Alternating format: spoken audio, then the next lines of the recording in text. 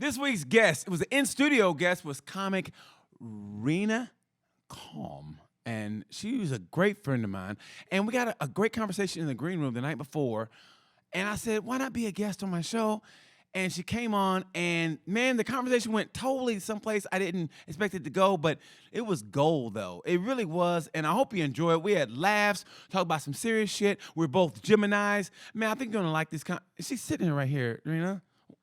That's Reena Calm. She's about to tear the comedy game up. Just recorded her first album. You're going to love her. Reena Calm. Hope you enjoy the episode. Button that jacket up. Don't catch a cold now. Button that jacket up now. I don't want y'all catching the cold. Come on now. This group is from El Paso, Texas, right here. Oh. I love him, man. The dude opened up, and he ended up, I seen the video, and I go, hey, man, can you use those guys for the intro video? He goes, yeah. So let me do it.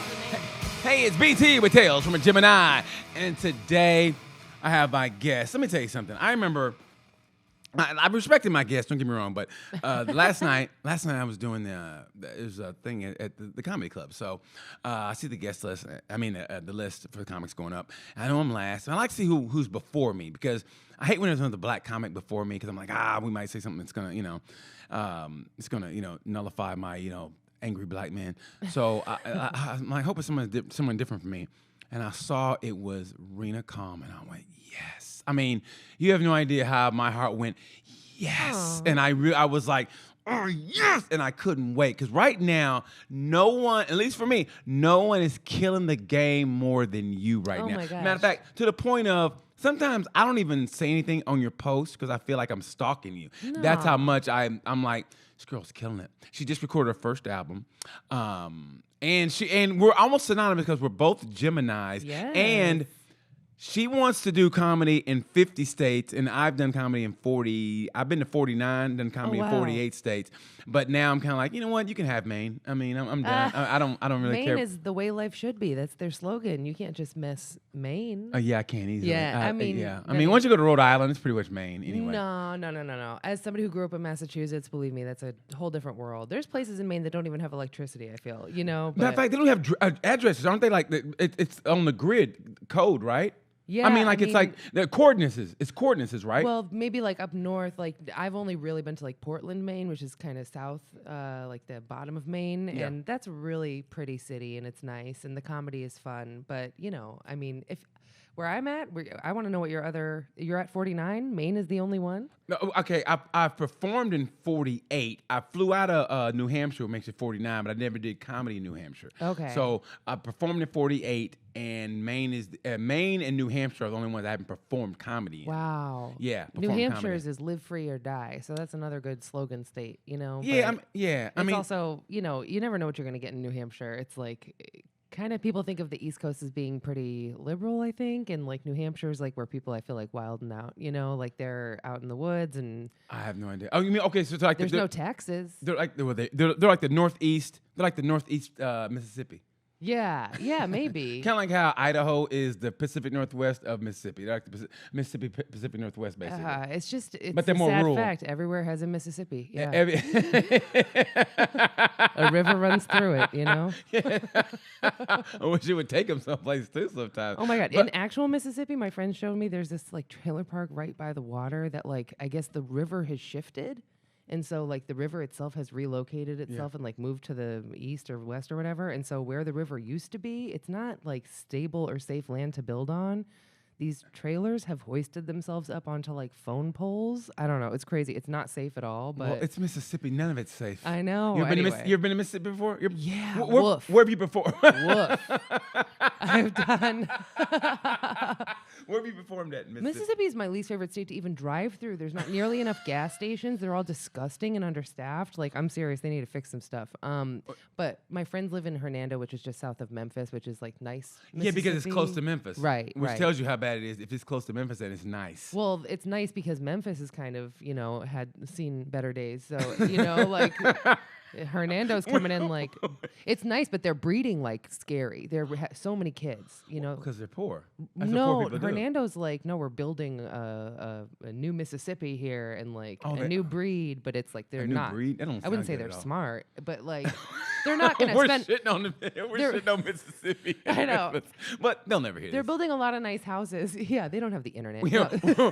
Why? Watch my base. Why they all be Mississippi and fucking that area? Like why it's like BT. Look, 20% of your audience is from there. Are you fucking serious? We get fucking letters from people that can't spell. They're building new schools, but not building better education. You know what I mean? Like there are a lot of quantity of children, but they're not improving the. They're still going to hang tight at the 50th in education in this country, but they're going to make. But they're gonna look beautiful. Beautiful schools. More buildings to do it in. But this building's for recess. It's gonna be beautiful on the outside, but nothing going on the inside. Right, It's like right, those people that right. are really beautiful on the outside. And you talk to them, you go, Jesus Christ. I mean, there's nothing going on, but they're beautiful to look at. Yeah. You know, it's kind of like LA. You know. Yeah, I mean, yeah. seriously. Or Nashville. I was just in Nashville. That was a little bit like that, only less beautiful, maybe. I don't know. Woof. Okay, some of the guys need to get a haircut.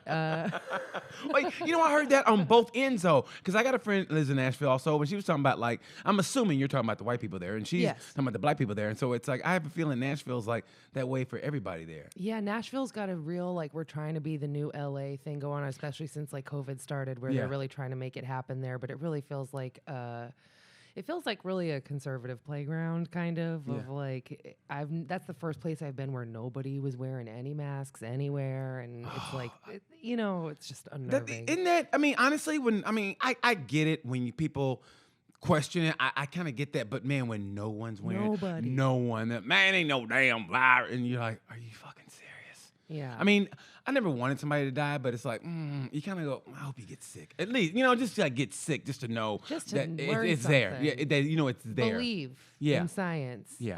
To answer your question though, Mississippi, I've performed in Oxford a couple of times, Oh, and that's nice, right? it is nice, but also it's been a real journey. Like Mississippi is one of those places that's I feel like taught me, considering how bad their education is, Mississippi's taught me a lot about. I mean, you, especially in the last couple years, a lot more people like I guess woke up to the idea of like all of the systematic problems that we've had, like redlining and these things, where when you drive through Mississippi, it's like, oh yeah, it is tangible. You can feel you can feel it anywhere, but there it is extreme. Anytime you go to the South, you feel it. I mean, it's I really kind of don't like it. Like when you don't go to the larger cities, like if you go through Georgia, you just go through Atlanta. It's like okay, it's cool. But when you go to those small towns in the South, you go, that shit is still here. I mean, nothing's changed. I mean, like I never justify hatred or whatever and this and that.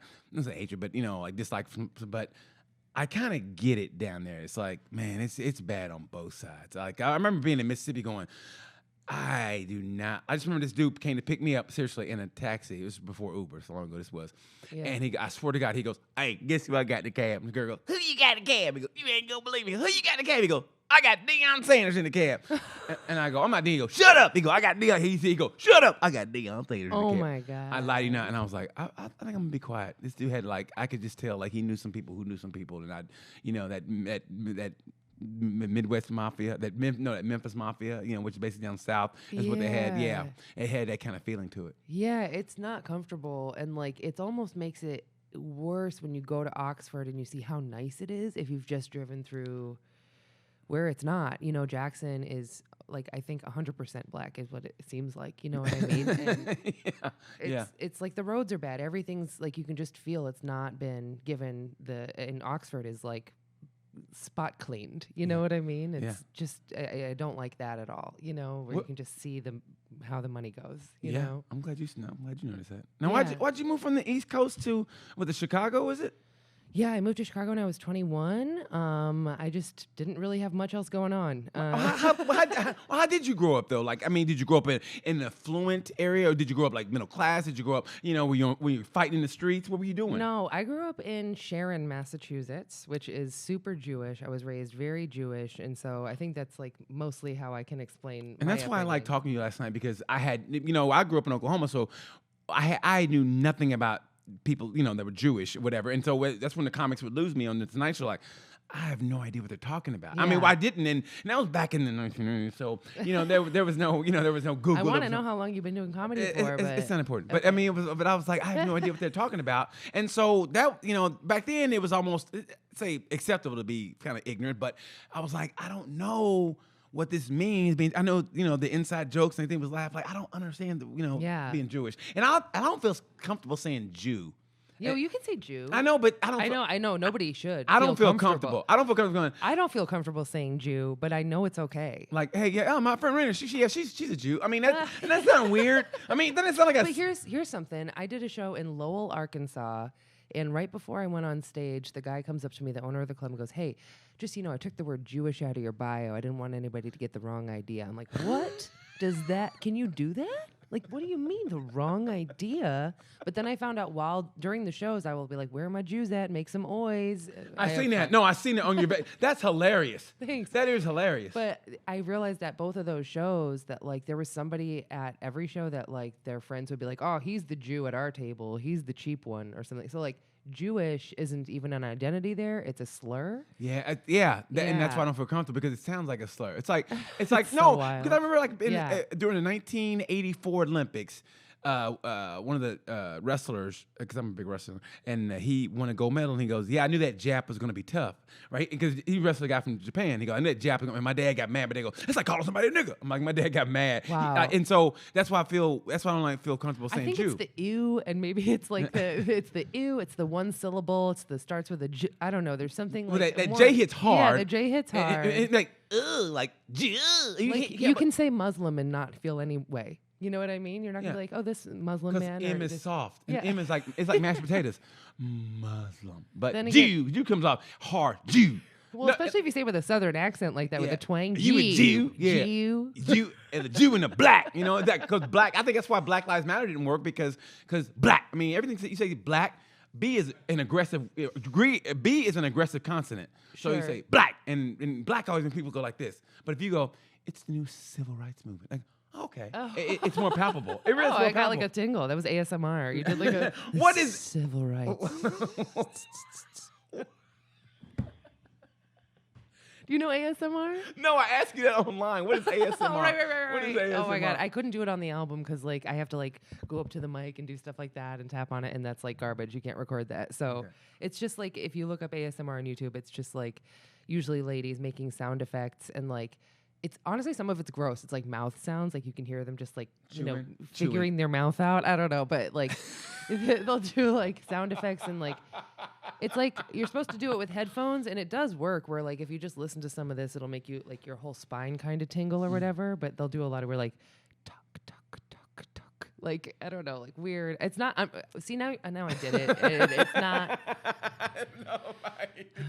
No, I like that. That's funny. I'll try to get you to explain it to me online. Yeah. But yeah, so I felt weird. It's so weird. I feel weird saying Jew though. I don't like saying Jew. I like saying of the Jewish faith. I say that, and it makes me sound like a pussy. But I just feel better saying that than saying Jew because I just feel even though.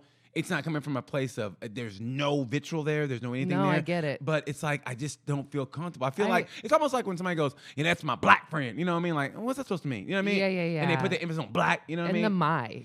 You know? Oh, The that's my black. black friend. Yeah. Are you sure he's not working for you? Yeah.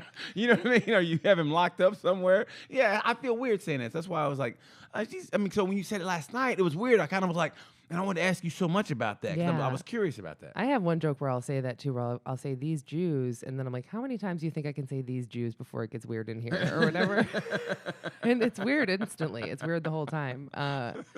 Yeah, no, it's definitely, I guess, a unique thing. I grew up in a very Jewish suburb, so for me, that was like my whole world. Okay, so what does that mean? A very Jewish suburb? It was like 80% Jewish, the town I grew up in. So there was more synagogues than churches. Okay. And I went to an all-Jewish day school. And so I was raised my whole family has Hebrew names. They wanted us to move to Israel at some point. I was born in Israel. Nice. Yeah. My parents are from Connecticut, so it's like not exotic, but but I have a complicated birth certificate. I had a hard time getting a license in Illinois. But yeah, we were raised like I would say even oppressively Jewish for this country. Now, what do you mean? Now, what do you mean by that? Oppressively Jewish? Like, if you're super religious, like, we didn't have electricity on Saturdays. You're not supposed to. It's like you turn Amish for the weekend, kind of. Are you serious? So the Jewish Sabbath starts Friday night at sundown, and then Every week? every week, and it's the most important holiday. It's the most important holiday is every week. It's the Sabbath. And Sucks. there are some Jewish people too, like, more mainstream type Jews that like they only go to the services on like the high holidays, which is like our Jewish New Year, Rosh Hashanah, those like 3 big holidays that most people just go to. But my family went all the time, so I would get this like chip on my shoulder about how you have to buy tickets to the big services, and my family, who was there every week, got like reassessed. We got like re-put down into this like second synagogue or like the basement. They built like a separate service for all the overflow of all the people coming for the high holiday services. So we got like the third-rate rabbi and the... So it's like the English Premier League where you don't make the top teams. You got to go down to the bottom level. Yeah, and so that always bothered me of like, I don't understand how like money is involved in like paying for seats at a service. Like, that seems weird, you know? The third rate rabbi. Yeah, we got like the rental cantor, like... Now, were you religious though at all? Or we were. No, did you? Were you into that at all? Were you like? I went through phases, but no. I mean, once my parents split up, we kind of just like stopped doing that. There was like all kinds of stuff in like turmoil, mental health stuff going on in my family. So, like religion just seemed like okay, I don't know. Like the whole town knows that the police came to our house last week, so maybe let's just like skip this week at synagogue. So why did the police come to your house? Was it did mom and dad get into a little dust up? No, it was my dad was a shouter for sure, and there was a lot of fighting and stuff like that, and they had a messy divorce. Like, we didn't realize how bad it was, but like now in retrospect, remembering times where my dad would be in our driveway like blaring on his horn, like waiting for somebody to come out, and we were just ignoring him. But our whole neighbors had to experience that too, How do you ignore somebody in your driveway laying on the horn? Yeah. And that was back in, let me guess, that had to be, don't tell me, back in 93, 94? Yeah, about that. Yeah, so I mean that was before everything took place. Where political correctness and like, oh my God, we don't do that. So right. That was before OJ basically, wasn't it? Or was around the time? Around the time. Yeah, that was around the time. So you kind of it was that little grace period. You can kind of get away with shit like that. Man, I mean, we were just ignoring him so hard. We would be sitting at the kitchen table eating dinner, and we'd hear the answering machine. Okay, when you had an answering machine, you would just hear him. The beep would go off, and you'd hear my dad being like, "Hello, I know you're in there. Hello, it's me, your father." Like, we just wouldn't. Anyway, one time we were coming up the street to my street. My mom and I were driving, and we saw the police, or maybe it was an ambulance, go down our street. And we're sitting in traffic waiting to turn, and my mom just goes, "Great." Like, she just knew it was for our house. And we were already on our way back from therapy, and she was right, it was for our house, but I don't remember why. And I'm sorry, but to me that's so funny because I know shit like this. So it's like, okay, but did it affect you? Has it affected you now, or do you notice like say relationship wise? What, being Jewish? No, no. I mean like relationship wise, because I know my parents, they fought like that, and my dad was more. Yeah. My dad was more of a. I mean, there was some physical stuff there in my house, and mentally it's kind of really fucked me up, and Yeah. I haven't really come to terms. I mean, I can say that, but I'm still, I mean, it's a work in progress. it's a work of because Yeah. I don't. That's why You're I don't, never free of that. I don't like to argue. That's why when I was in relationships, I never like to argue because it just brought me back to that. It always brought me back to my parents and the cops come to the house, and I never like to argue. I hated watching other couples argue because it takes me back. Every time I hear like somebody raise their voice, and I just to this day I don't like that. It makes me feel. And so does it affect you like that in relationships? I mean, I'll tell you, it affects me in the way that I've never really been able to have a healthy relationship. Like, I never learned secure attachment. So like, Same here. yeah, I'm dealing with, last year I got diagnosed with PTSD, and that's been a real journey. And like, I mean, I'm not a therapist, but I mean, of course, I think we all have a level of PTSD like or in what though? CPTSD. Like in what way? In what way? Well, CPTSD is not in it's not in the DSM. It's not like an accepted term in American, whatever, legal medicine, that whole system. But it's complex PTSD is just like I mean, there's so many things that can cause it, but basically, like your formative years, if you're in a house where there's so much yelling Yes. and Verbal abuse. verbal abuse, physical abuse, any of that, even neglect, even a lack of enough, love and encouragement, support, like Yeah. that can be super harmful. And you don't, I was identified as having depression. And it wasn't until I got this diagnosis that I realized, like, I learned that my depression is like a symptom of this deeper animal brain glitch where it's like my fear receptors. When you're a kid, anytime you're confused, that's trauma. Like, anytime you're like, this doesn't make sense or you're not safe, Yeah. you Yeah. know, that creates trauma. And then it's like, that's in your amygdala, like the deepest part of your brain where like that sends off every action for how your brain responds to anything. So like, I'll have to tell myself sometimes, like now that I'm working through this, of like times when it's like not a threat to me at all, I'll have to tell myself like, I'm safe, because even if I know I'm safe, like mentally, like logically, my body's response is like a fear response. Tense up. Yeah. Have you like in relationships? Have you like sabotaged them in a way because of that, or Probably. or have you done stuff that, like looking back, maybe not while you were in it, but looking back on like, I think I did that because of this. Sure. I mean, you know what? My thing is there's like 4 different trauma responses that you can have. It's fight, flight, fawn, and it'll come to me. But my big one is fawning, which is kind of like being a people pleaser. Yes. Yeah. I feel like I'm the same way too. I mean, also because we're both Geminis. Yeah. So, and now I didn't know that you came from a fucked up household. That, I mean, so in a way, I can relate to that. I mean, I honestly, no offense to anybody, but I safely assume that most people I meet in comedy came from something messed up. You know? Yeah. But the people pleasing thing has been good for comedy, and I had jokes about that before I ever even realized what it was, where I'm like, yeah, it's good for comedy, bad for dating, wah, wah, but it's absolutely a thing where like other people's energy I get swept up in and I kind of lose myself a little bit. So when I look back on old relationships, I can sometimes think like, man, I wouldn't have wanted to date me either. I was just trying so hard to like be what I thought that person wanted and not comfortable in myself. And it's hard being comfortable in yourself, man. Yeah. I mean, God bless the people that can. I mean, some of them too much, maybe. Yeah. Some of them maybe should maybe have some bad things happen so they, But I'm glad though that I'm kind of finally to the point now where it's like, okay, I'm not really so much fuck that person, but it's like, okay, I'm good at who I am now. I'm finally, and it takes a long time for some people. Yeah. The learning curve is different. Now, I've been on a real like self-love journey and like working on like practicing that, and part of like with traveling and all this stuff, like you spend a lot of time in the car alone. You really get to know yourself. Yes, because I mean, that's the thing about you. Honestly, it's like we almost have the same. That's why I said last night what I said about listen, make sure you have a goal, because the last thing I want is somebody to end up like me, like.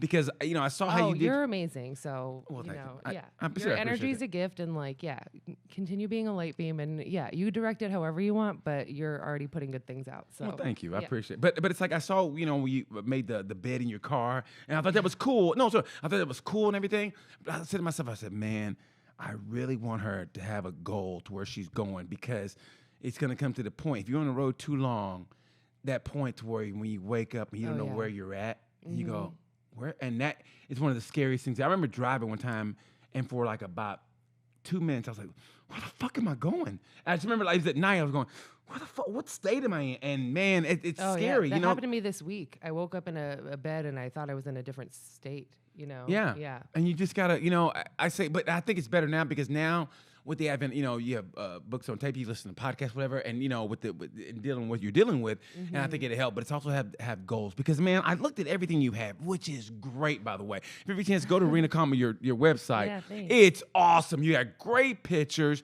You got the stand-up clips. I mean, fucking fun. The joke you did in Peoria about, and that's why I'm a hooker. I mean, my God, that was hilarious. I didn't see that punchline come. It was great, but I mean, all the little clips you have, they're great. They're funny. And I was like, I just really want you to, what I really want from you is to either go to New York or LA, and I want you to just hunker down and I want you to go up every night, and I want you to pop, pop, pop, pop, pop, because I know. I mean, you got everything else there. You got everything. So somebody like said, and this meant a lot to me. They said I'm kind of like a one-woman punk band of comedy, because it is not just the jokes. It's all the promo. It's all the traveling. It's all the coordination, the management. It's all the merch. It's like it's a complete. You're a one-man wrecking machine, Rock. I mean, that's what you are. You're a one-man wrecking machine. But I mean, I'm the Black Mick from Rocky. Let me tell you something, Rock. You ain't been hungry since you won the title. But you're a one-man wrecking machine. Pull me in, champ. I actually have never seen that. You never seen Rocky? We weren't allowed to see so many things of being like raised the way we were. Like we weren't allowed to watch most.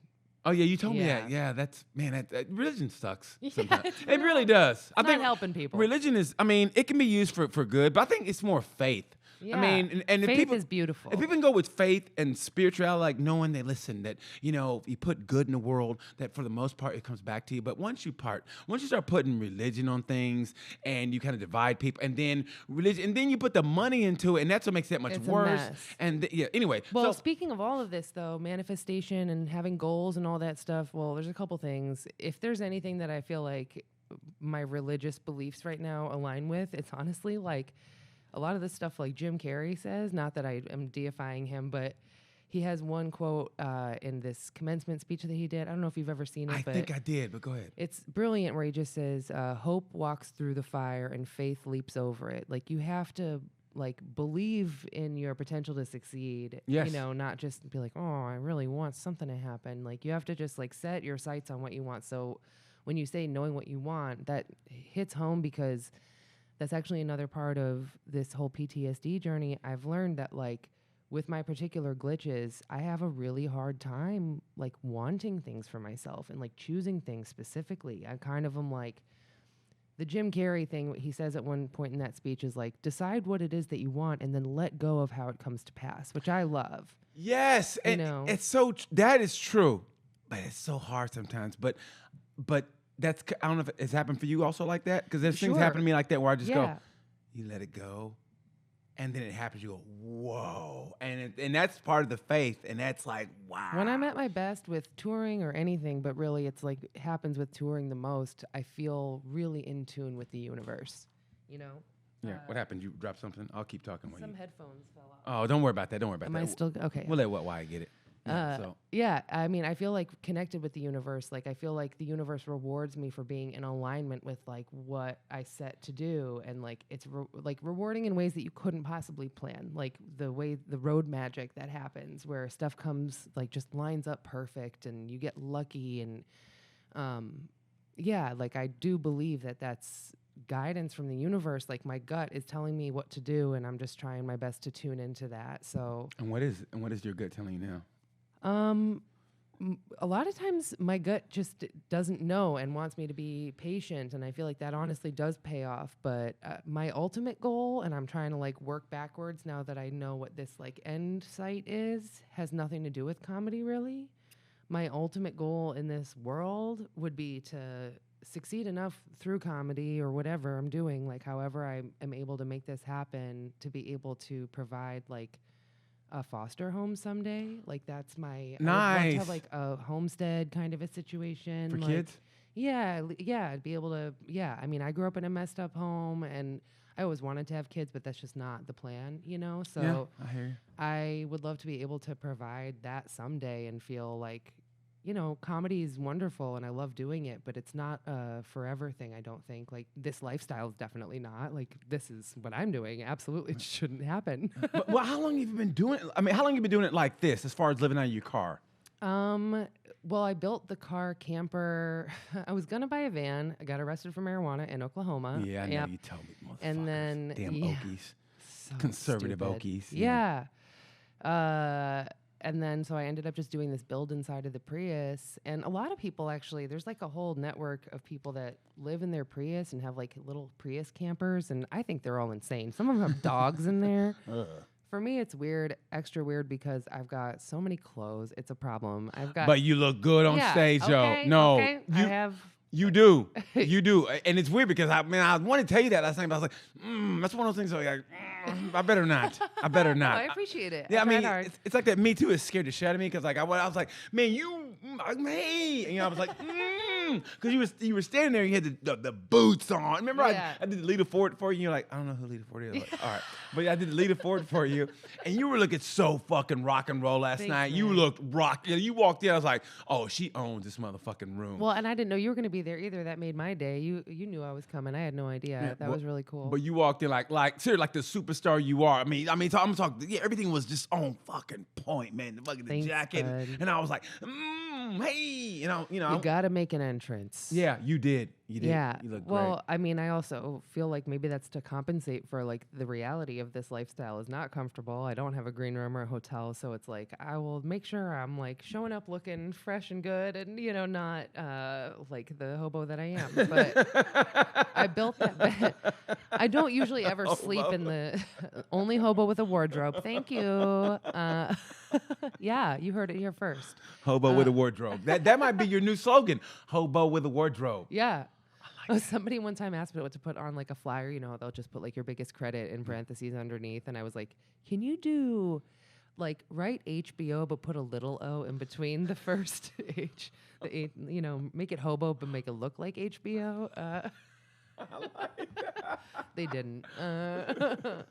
Yeah, I don't know. I rarely sleep in the car, but there's also my merch back there, and I have mugs which take up quite a bit of real estate in a Prius. So it's not like a efficiency camper build. It's like a real circus person. And I guess it's 2018. I went on the road for 2 months, and that changed my life.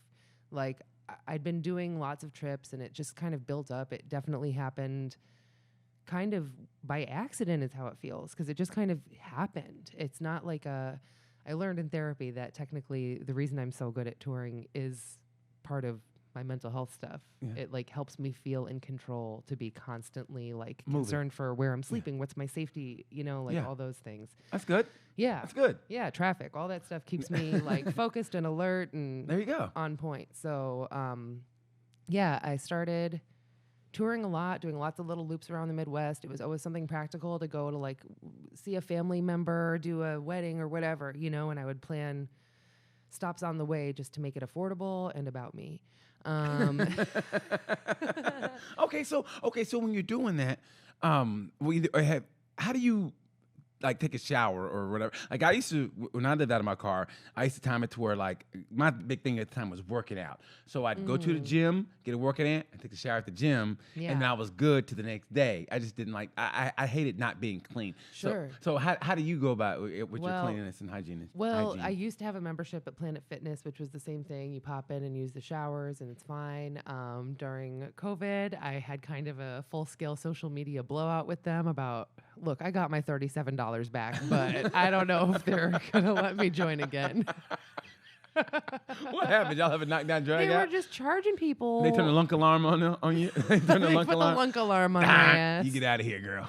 That's some real lunk shit. They charged people the day, like they closed the doors in Chicago of my home club, and then they charged people the next day for their monthly. And it's like, look, you can call it a clerical error. Like we couldn't possibly stop it from happening. Like you could call it that, but you can refund it too. Yes. Yep. And like, And they didn't. And I was on the phone with them. I'm like, look, I'm a comedian. People make jokes about how hard it is to quit a gym, and right now it is not funny. Anyway, you've both won and lost at customer service when they bring in the nice lady to be like, I hope you have a blessed day, and like, I hope things get better for you. You're like, yeah, me too, lady. Send it. So I don't know if I can go there. I did my first truck stop shower.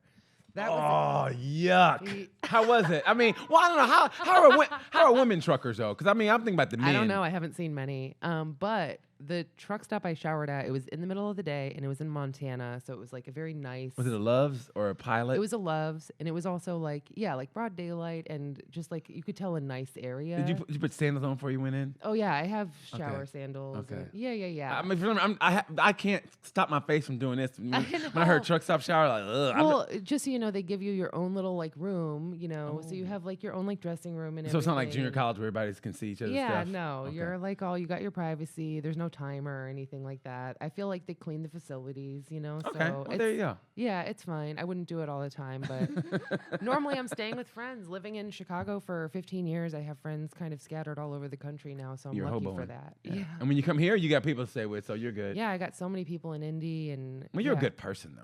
Oh, I mean, no, you're great people. I feel spoiled, and I try to make it up to them. You know, like I try to do anything. Nah, because you're good. You're the good shit lollipop. I mean, that's why when we were talking last night, man, I was like, for some reason, I was like, when you mentioned you were Jewish, I was like, I really want to know more, and I knew like in that kind of confine, we could get a conversation where it wouldn't be like where everybody's around trying to put their little inputs in, and you say something that might take it the wrong way.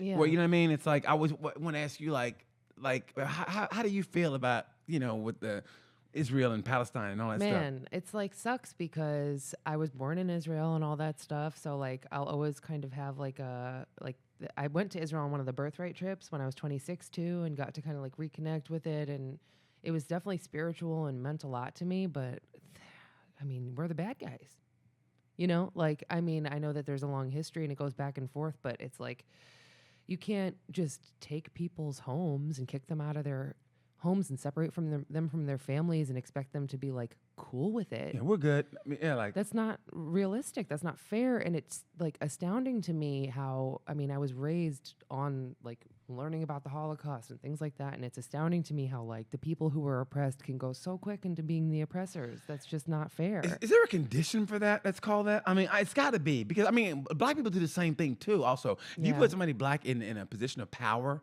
and they see other black people, I mean, they're almost worse than. Oh, women in comedy. Women get leadership roles in comedy, and they can be very unkind towards Really? women in comedy. Really? Oh, yeah. Yeah, can you drop any yeah. names? Can you drop any names? No, I will not. I will not. Okay, like in what Oh, way? I In can tell what you way? there's one booker from that used to work at Zanies in Chicago. She's no longer there, but she told me when I got passed, she said to me, and she thought that she was being nice.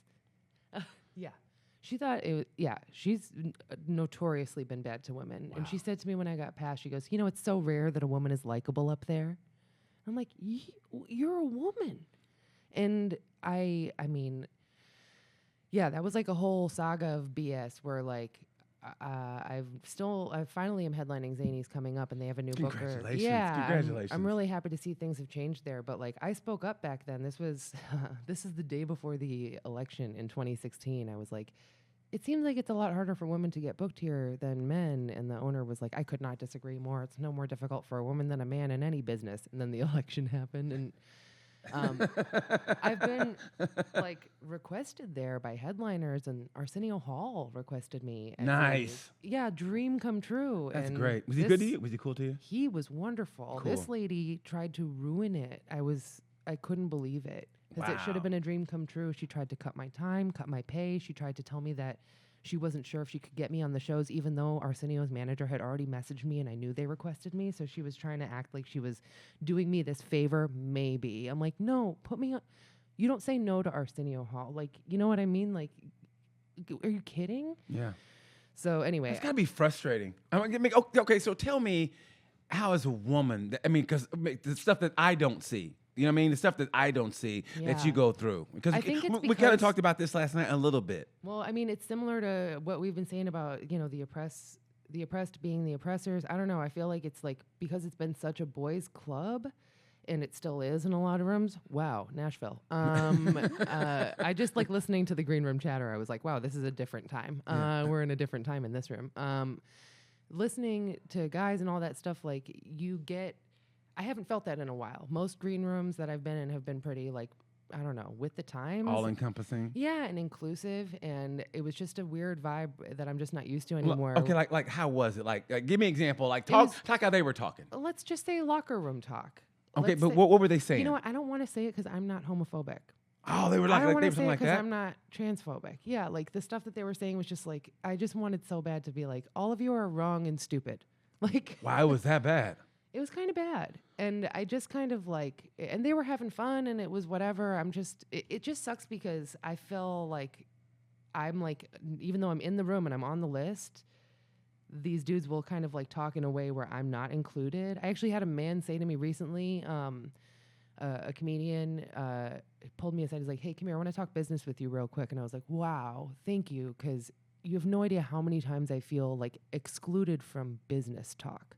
Like guys will talk about show business around me, but not to me. Yeah. You know, have the conversation kind of past my face and over me. But Yeah. like that Lowell, Arkansas guy, I was co-headlining with a guy, and he would talk to the guy about business, and then I would be like, "Hey, I'm here too," and have to like reinsert, like get his attention, and still like they're not talking business. He'd be like, "You look pretty," you know, like it's very degrading, it's very demeaning, and it's yeah. So I feel like some women get roles in these places, like work their way into these positions where they're like the gal in the room, and they feel defensive about it, so they don't want to like let other women in on that. Yes, they've got that spot. It works that way with us also. Right, I'm sure. Yeah. It's like for some reason, and I always want to do a joke about it, and I can't really get it right, but it's like if you're the black friend for like white guy and like he never has more than two, but if he does, they never meet each other, and when they do meet, it's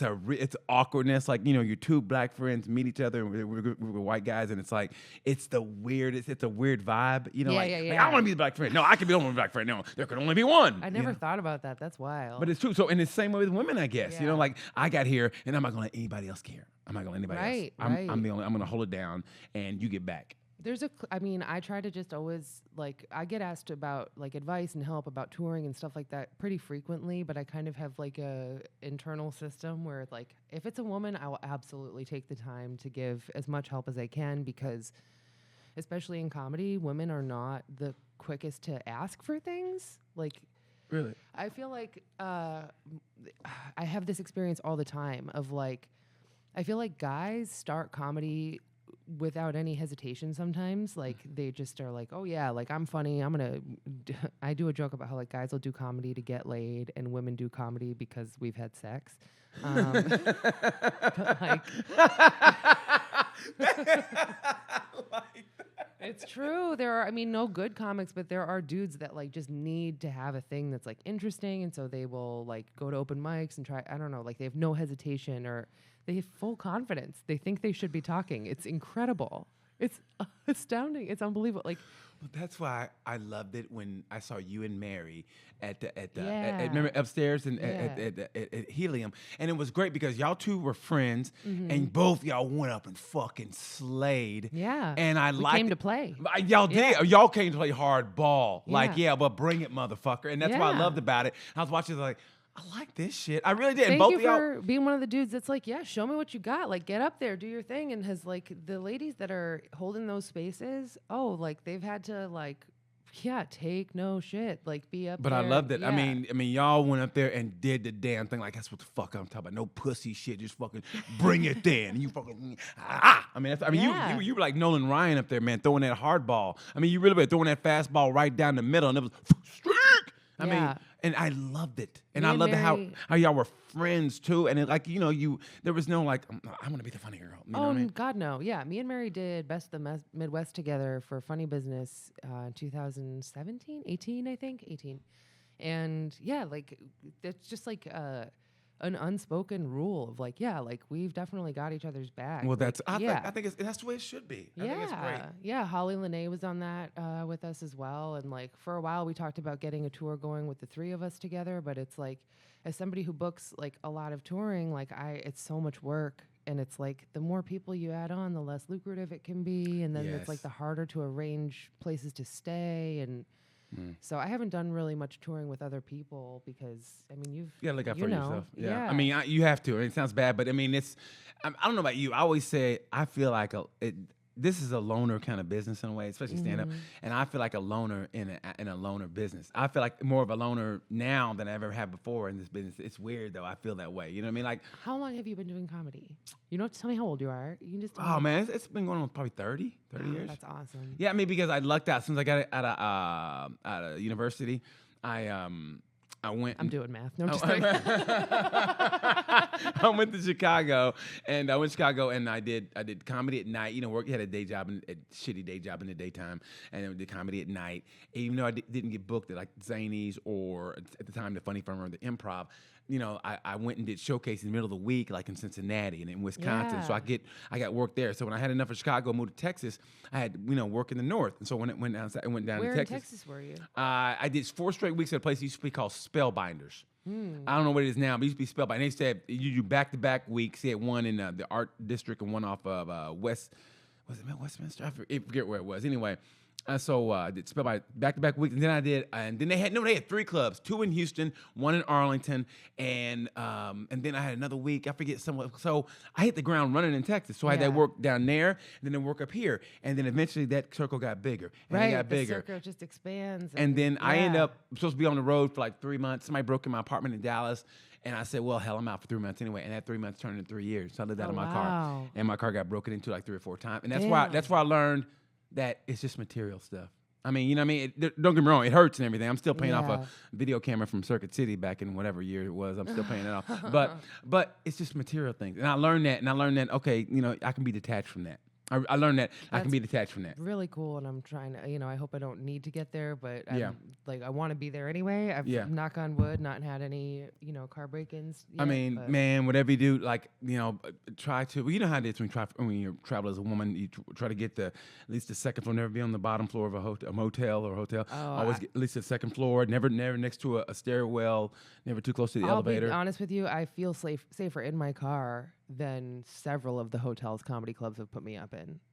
Like some of those hotels are terrifying. And so my car, at least if there's any danger, I can dart out of there immediately. Or start it up. Right. Yeah. Just I have I'm really careful about my whole system when I do car camp when it comes to safety stuff. Where do you And park at? Like, where do you park? honestly, it used to be Walmart's, but that's You're where brave. that's You're where I got brave. arrested. So I don't really do Walmart. That's par for much. the course. Walmart getting arrested. That's par for the course. I mean, you. But a scrunch- white you're woman gonna- in Walmart? Wow, getting arrested? Oh my God. I What's had- the world come to? I had out-of-state plates. It was my fault, But if I was a cop, I'd be like, hey, look here. I mean, well, first of all, a black cop would be like, oh shit, hey, look here. How about we do this? I mean, if I was a cop, I'd be like, hey, listen, I get out about an hour. I'll take you to dinner and maybe a movie. I thought I was gonna get out of it. It's actually on my album I just recorded. I talk a little bit more about the actual story of what happened that night. I don't really So want to save it for save it for it's the actually, and I want to talk about that for is that. It is not what you think. And what's awesome for you is you recorded your first album, which I can't wait to hear. Your first album down in Louisville, and here's you didn't do a set list. I didn't. I know that blew my own mind. That blew my mind because I mean that's the only time I do a set list if I'm getting a CD ready or I'm going to do a TV. I mean, appearance. maybe I should have. What? How'd it turn out? How'd it turn out? I was really happy with it. I mean, I felt like if I overthink it with a set list kind of a thing is where it'll stop being Spontaneous fun and in fun. the moment. Yes. And Friday went good, and the label was like, "We got it." He said, "I'm always happy when we can record it and know that we can use that right away." I'm like, "Cool," but I'm like, "I know we can do better." Like, I've heard those jokes work better before. We can Yeah. get better laughs than that. And luckily, Saturday was full, and it was great. And I mean, I wrote out like a kind of a structure for how I wanted it to go that I had in like my notes and my phone. And I'm more of like, I need to write it out on paper. Yes. Yeah. Is that how you write your jokes? Do you write your jokes like long form and then there's a punchline, or do you write punchline first and set them up? How do you write? How do you go about your writing? Amazed how little I write. You would be. I shouldn't admit it.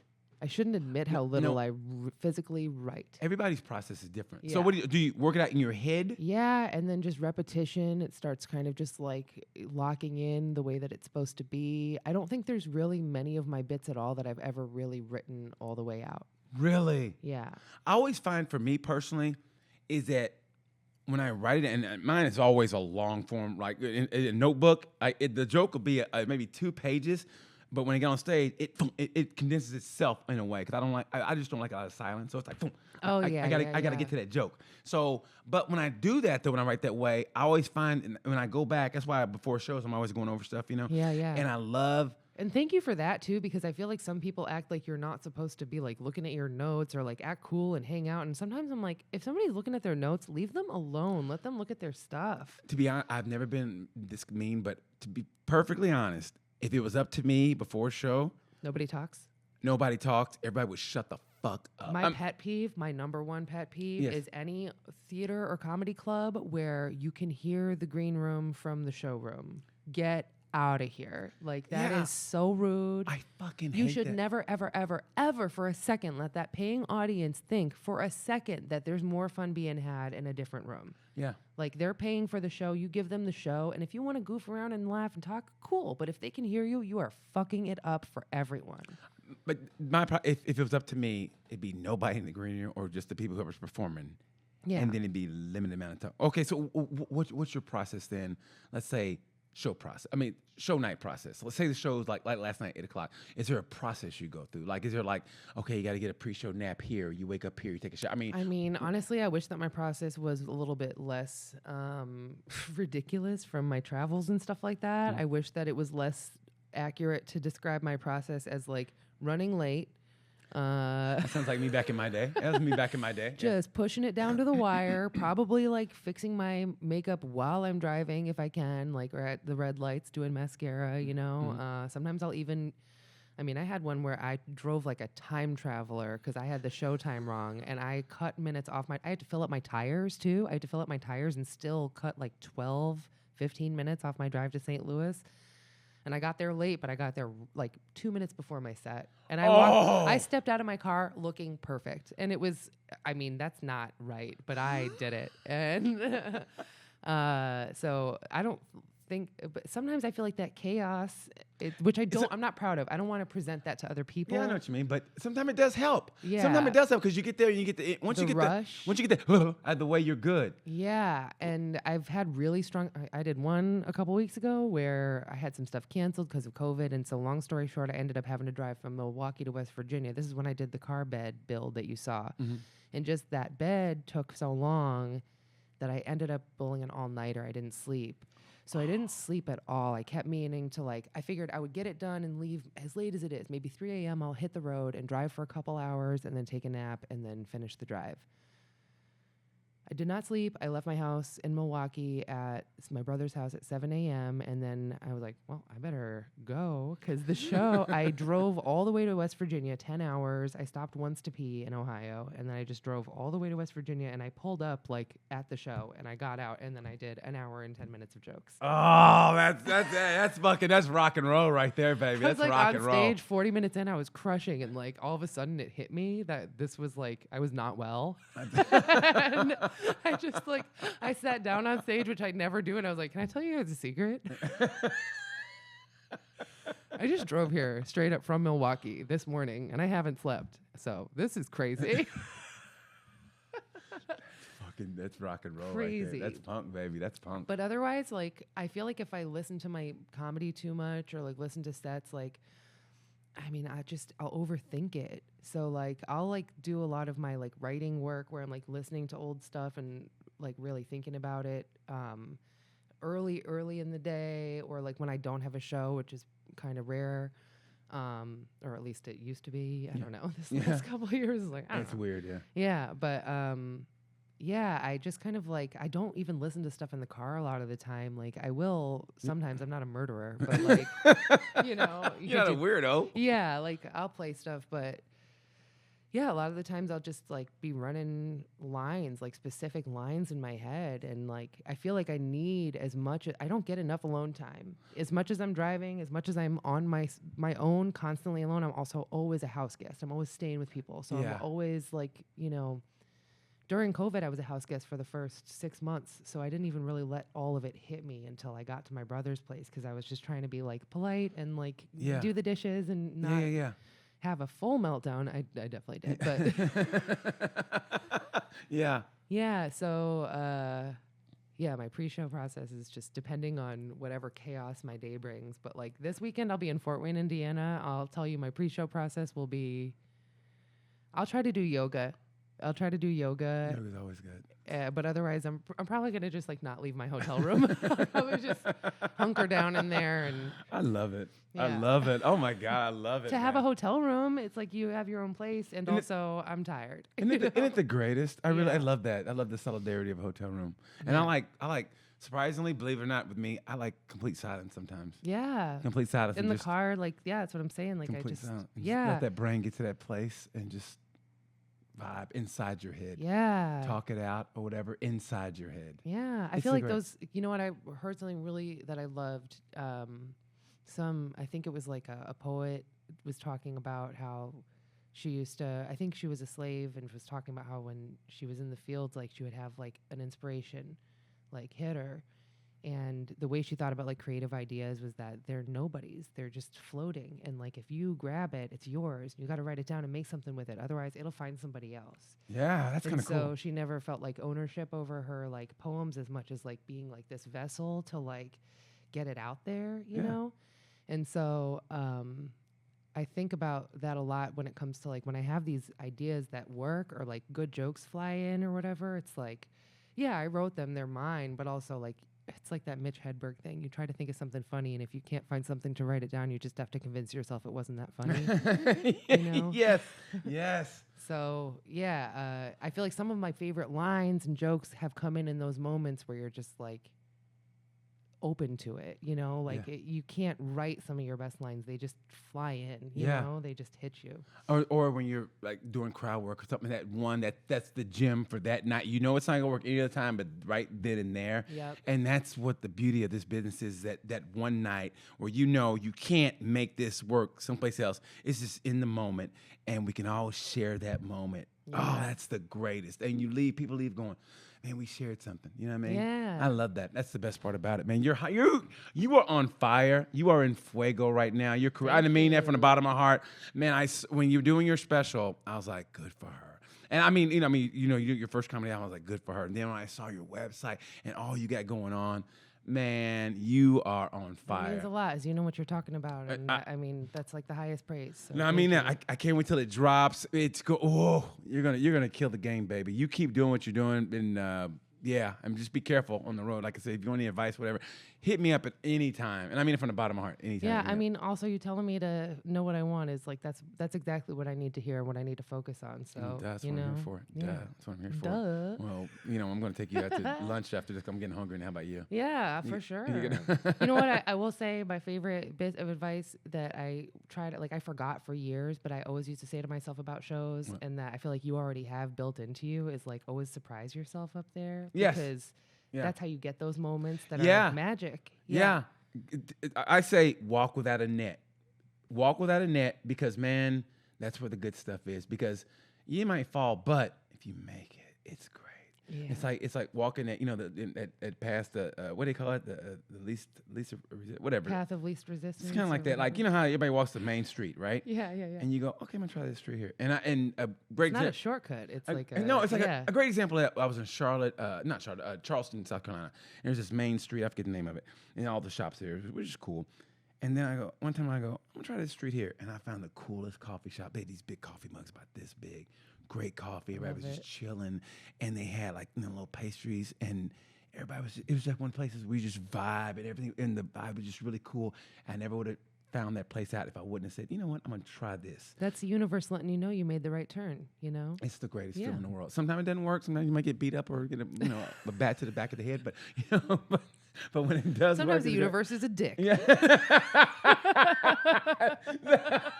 Exactly. Sometimes the universe is a dick. Exactly.